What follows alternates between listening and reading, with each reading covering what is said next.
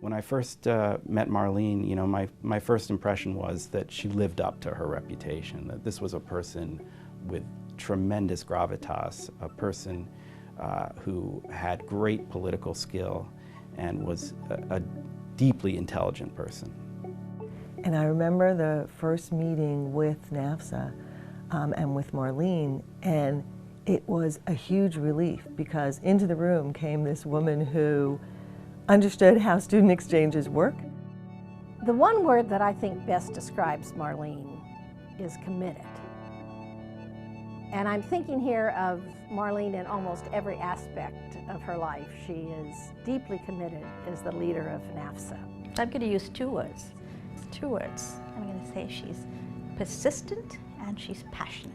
She was so curious and she just wanted to know more about the girls that we serve in Kenya, the work that I do. Marlene is about inspiring people, about believing in them.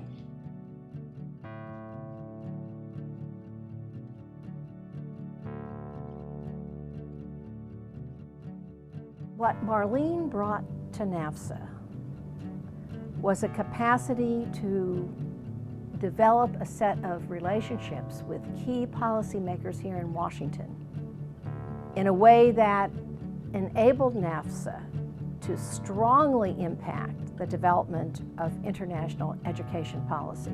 You see it in an improvement in the immigration policy. In those years right after 9/11, it was NAFSA whose sole voice was speaking for rationality and reason and tolerance in a very, very difficult time. Not only does Marlene understand public policy, but she builds relationships, and she knows how to run things. So from what I've seen from being on NAFSA's board and watching the organization from the outside is that she's built a really strong institution. When she believes in something, she makes it happen. I know that she's so truly and very passionate about NAFSA being the place that connects all educators around the world. Given the foundation that Marlene has laid, NAFSA is positioned to play a hugely important role leading us going forward, leading us in reaching across borders.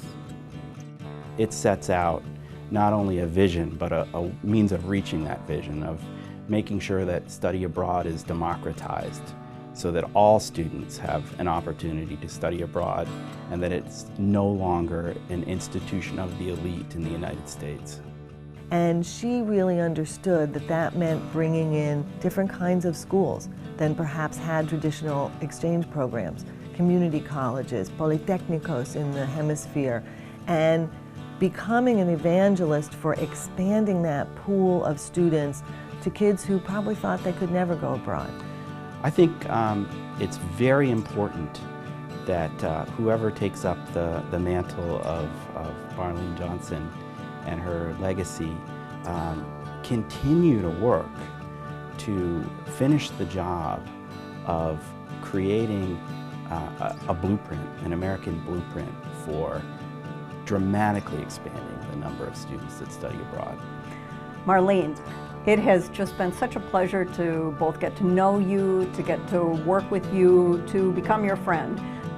While someone else will be sitting in your seat and someone else will be leading this wonderful organization, we need to keep you heavily involved as our inspiration, as the person who challenges us, and as the person who requires us to renew our commitment daily to the values and the mission of NAFSA. We are so grateful for everything you have done, for your commitment to international education, for understanding that this is where our future leaders will come from.